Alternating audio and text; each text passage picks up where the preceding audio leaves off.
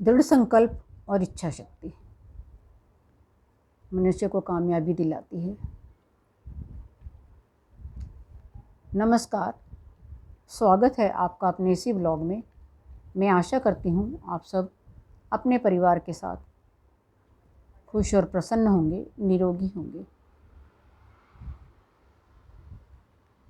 इच्छा शक्ति और दृढ़ शक्ति ही इंसान के अंदर एक ऐसी शक्ति है जो उन्हें कामयाबी के रास्ते तक ले जाती है। कई बार हम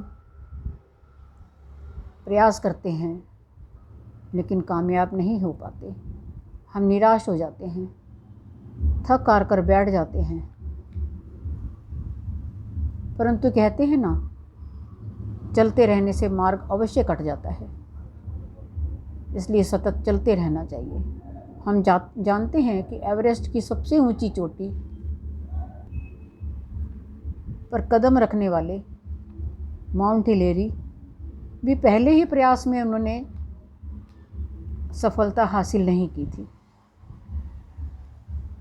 वो अपने साथी तेनजिंग के साथ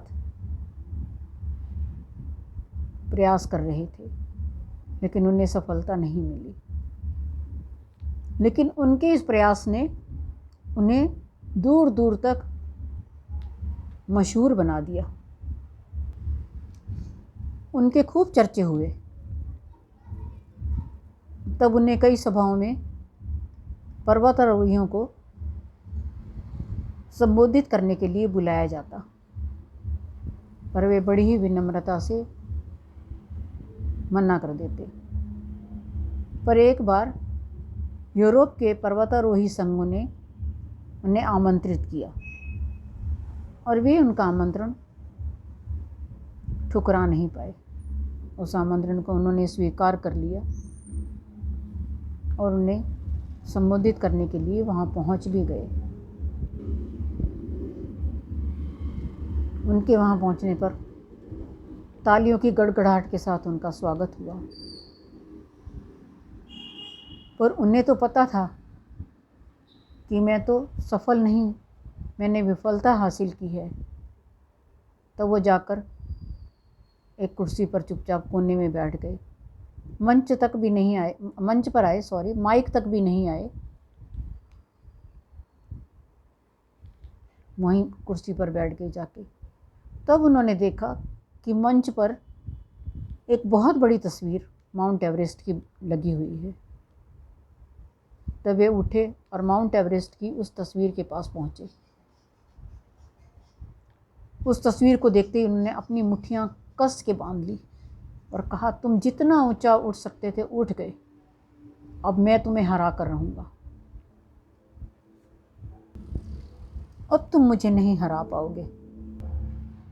अब मैं तुम्हें सफल होकर ही बताऊँगा, तुम्हें जीत कर ही बताऊँगा।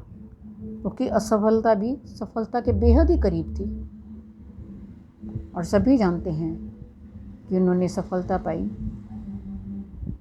आज भी उनका नाम सर्वप्रथम माउंट एवरेस्ट की चोटी पर पहुंचने वालों में सम्मान से लिया जाता है।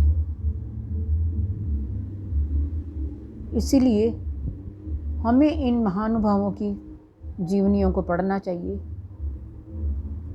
इनसे हमें एक शक्ति मिलती है,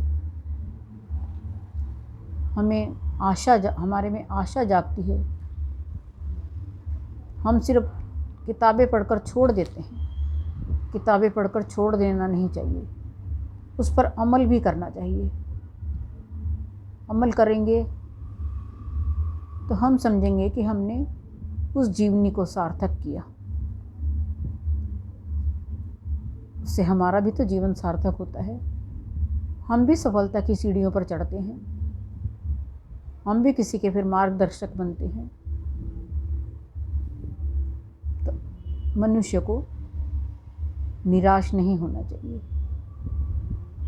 हार और जीत तो दो ही हैं। आज अगर हार है तो कल जीत भी अवश्य ही मिलेगी। तो हम हार कर क्यों बैठें? क्यों ना जीतें? जीत ही मनुष्य को एक नया जीवन देती है, उत्साह से भर देती है। धन्यवाद। आशा करती हूँ आपको मेरा ये ब्लॉग पसंद आया होगा। पसंद आए तो प्लीज़ इसे शेयर करें, लाइक करें और सब्सक्राइब भी अवश्य करें। अगर आज तक सब्सक्राइब नहीं किया है तो प्लीज़ अवश्य सब्सक्राइब करें। आपके लाइक से हमें मोटिवेशन मिलता है। धन्यवाद।